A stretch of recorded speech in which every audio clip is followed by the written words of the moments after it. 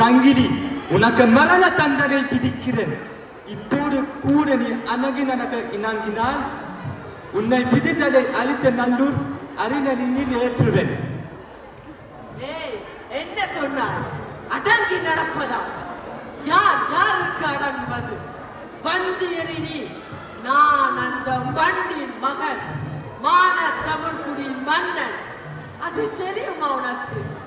வீரத்தால் வீழ்த்த முடியாத என்னை மண்ணில் தவறி பிறந்த காக்கை வன்னியனை கொன்று ஏமாற்றி வீழ்த்தி விட்டார்.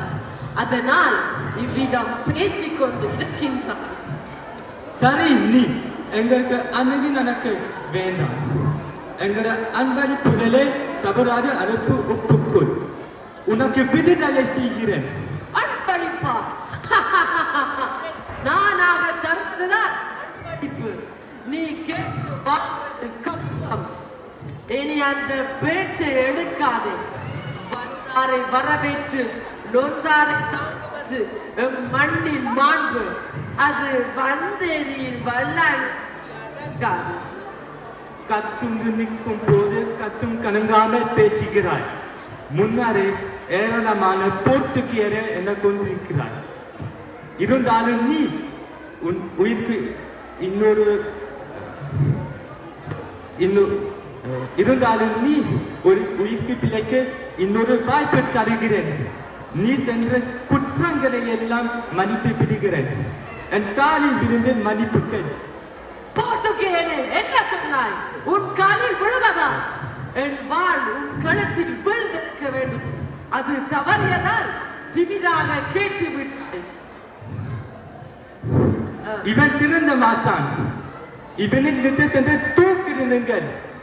இவன் இருந்தால் தான் தமிழர் நலம் பெறுவர். நம் ஆட்சி ஓங்கும். ஓங்கும் ஓங்கும், தமிழ் வீரம் ஓங்கும். உன்னை போன்ற வந்தேரிகளும் கட்டவன்யன் விற்பவர்களுக்கும் அதை நீ ஒரு நாள் பார்ப்பாய். தமிழருக்காக நீ இறங்குகிறாயா? விந்தேலும் விந்தேடா அரங்கி போகிறேன். வீரமாக என்னுயிர் தமிழீழ நாட்டின் விடுதலை வீரர்களின் மூச்சு காற்றோடு வாழ்க தமிழ், வளர்க தமிழீழம்.